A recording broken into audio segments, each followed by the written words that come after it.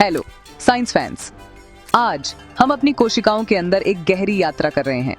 हर कोशिका को एक हलचल भरे शहर के रूप में कल्पना करें, जो ऑर्गेनेल नामक छोटे छोटे हिस्सों से भरा है। सबसे अद्भुत ऑर्गेनेल में से एक माइटोकॉन्ड्रियन है। इसे एक छोटा सेम के आकार का पावर प्लांट समझें।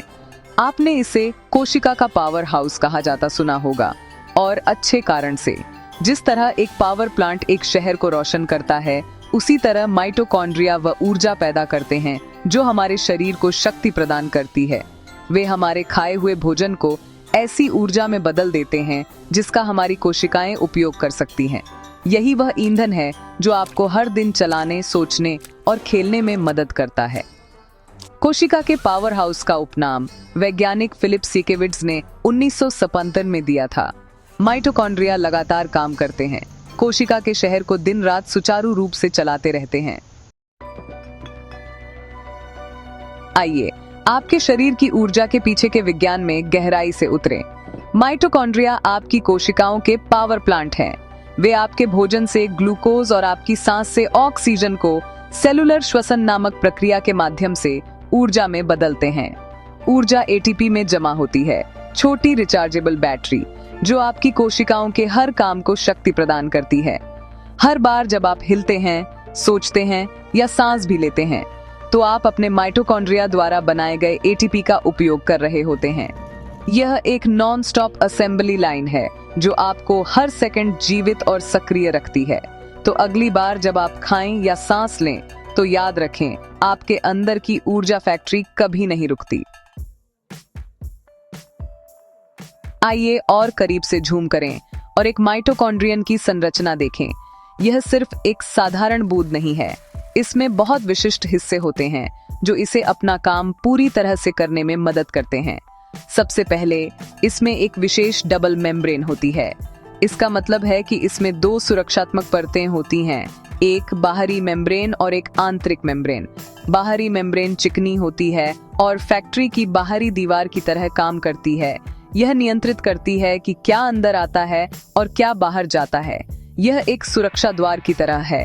यह सुनिश्चित करता है कि केवल सही अणु जैसे ग्लूकोज और ऑक्सीजन को ऊर्जा बनाने वाली मशीनरी के अंदर जाने की अनुमति है। यह अलगाव पूरी प्रक्रिया के लिए बहुत महत्वपूर्ण है। आंतरिक मेम्ब्रेन में चीजें वाकई दिलचस्प हो जाती हैं। चिकनी बाहरी मेम्ब्रेन के विपरीत आंतरिक मेम्ब्रेन पूरी तरह से मुड़ी हुई होती है। इन मोड़ों को क्रिस्टी कहा जाता है, जिसका उच्चारण क्रिस्टी होता है। इसे ऐसे समझें, अगर आप कागज की एक सपाट शीट लेते हैं और उसे पंखे की तरह मोड़ते हैं, तो आप कागज के एक बहुत लंबे टुकड़े को एक छोटी जगह में फिट कर सकते हैं। क्रिस्टी भी यही काम करते हैं। ये मोड़ आंतरिक मेम्ब्रेन के सतही क्षेत्र को नाटकीय रूप से बढ़ा देते हैं। ये बहुत महत्वपूर्ण है क्योंकि एटीपी बनाने वाले सभी प्रोटीन और एंजाइम इसी आंतरिक मेम्ब्रेन पर स्थित होते हैं। अधिक मोड़ों का मतलब अधिक ऊर्जा बनाने वाली मशीनरी के लिए अधिक जगह। आंतरिक मेम्ब्रेन के अंदर एक जेली जैसा पदार्थ होता है जिसे मैट्रिक्स कहते हैं। मैट्रिक्स मुख्य फैक्ट्री फ्लोर की तरह है।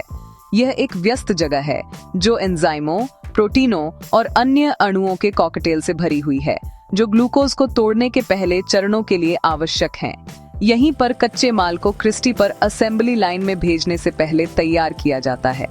मैट्रिक्स वह जगह भी है जहां एक और आकर्षक विशेषता पाई जाती है। क्या आप एक आश्चर्यजनक तथ्य के लिए तैयार हैं? माइटोकॉन्ड्रिया का अपना डीएनए होता है। यह सच है, उनके पास अपनी छोटी गोलाकार निर्देश पुस्तिका है जो कोशिका के नाभिक में मुख्य डीएनए से पूरी तरह से अलग है। यह माइटोकॉन्ड्रियल डीएनए या एमटीडीएनए वास्तव में एक विशेष चीज है। इसमें माइटोकॉन्ड्रियन के कुछ प्रमुख हिस्सों को बनाने के निर्देश होते हैं। यह उनके प्राचीन अतीत का एक सुराग है जिसके बारे में हम जल्द ही बात करेंगे। अपना डीएनए और अपने राइबोसोम होने का मतलब है डीएनए को पढ़ने वाली मशीनरी। माइटोकॉन्ड्रिया अपने कुछ प्रोटीन बना सकते हैं और यहाँ तक कि अपनी प्रतियां भी बना सकते हैं।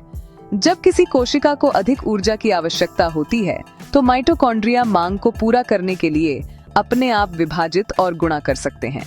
क्या यह अविश्वसनीय नहीं है? अपनी खुद की ब्लूप्रिंट वाला एक छोटा सा पावर हाउस।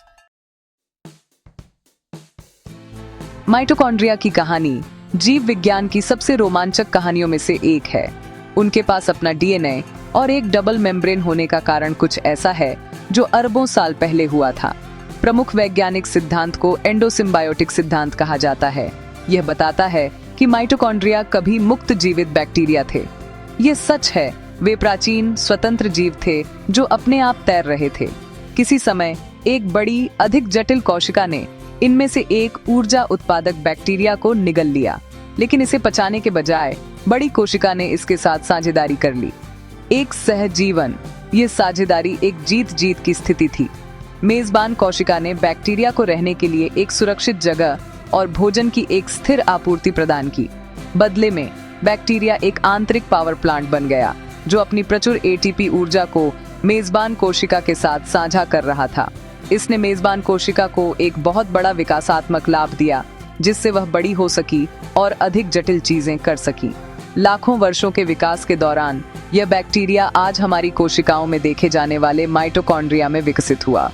बाहरी मेम्ब्रेन को मेजबान कोशिका से रिक्तिका का अवशेष माना जाता है, जबकि आंतरिक मेम्ब्रेन मूल बैक्टीरियल मेम्ब्रेन है। यह टीम वर्क की एक अद्भुत कहानी है। यह प्राचीन इतिहास बताता है कि माइटोकॉन्ड्रिया जटिल जीवन के लिए इतने महत्वपूर्ण क्यों हैं। वे ही कारण हैं कि हम बहुकोशिकीय जीव हो सकते हैं। उनकी कुशल ऊर्जा उत्पादन ने छोटे कीड़ों से लेकर विशाल नीली व्हेल तक और निश्चित रूप से हम सभी के विकास को शक्ति प्रदान की। हालांकि सभी कोशिकाओं में माइटोकॉन्ड्रिया नहीं होते हैं। उदाहरण के लिए हमारे शरीर में परिपक्व लाल रक्त कोशिकाएं ऑन ऑक्सीजन ले जाने के लिए अधिक जगह बनाने के लिए अपने माइटोकॉन्ड्रिया से छुटकारा पा लेती हैं, लेकिन जिन कोशिकाओं को बहुत अधिक ऊर्जा की आवश्यकता होती है, जैसे हृदय की मांसपेशी कोशिकाएं, मस्तिष्क कोशिकाएं और यकृत कोशिकाएं, वे हजारों माइटोकॉन्ड्रिया से भरी हो सकती हैं, जो कोशिका के एक बड़े हिस्से का निर्माण करती हैं। अंत में माइटोकॉन्ड्रियन सिर्फ एक पावर हाउस से कहीं अधिक है। यह सहयोग और विकास का प्रतीक है, एक छोटी सी मशीन जो हमें पृथ्वी पर जीवन के शुरुआती रूपों से जोड़ती है। आपके दोपहर के भोजन को उस ऊर्जा में बदलने से जिसकी आपको खेलने के लिए आवश्यकता है, हमारे गहरे विकासात्मक अतीत के रहस्यों को धारण करने तक, ये छोटे ऑर्गेनेल सच्चे हीरो हैं। तो अगली बार जब आपको अपना दिल धड़कता हुआ महसूस हो या कोई नया विचार आए, तो अपने शक्तिशाली माइटोकॉन्ड्रिया को धन्यवाद देने के लिए एक पल निकालें। वे छोटे इंजन हैं जो जीवन की सभी अविश्वसनीय जटिलता को संभव बनाते हैं। विज्ञान हमारे चारों ओर है और कभी-कभी सबसे बड़ी कहानियां सबसे छोटी जगहों में पाई जाती हैं।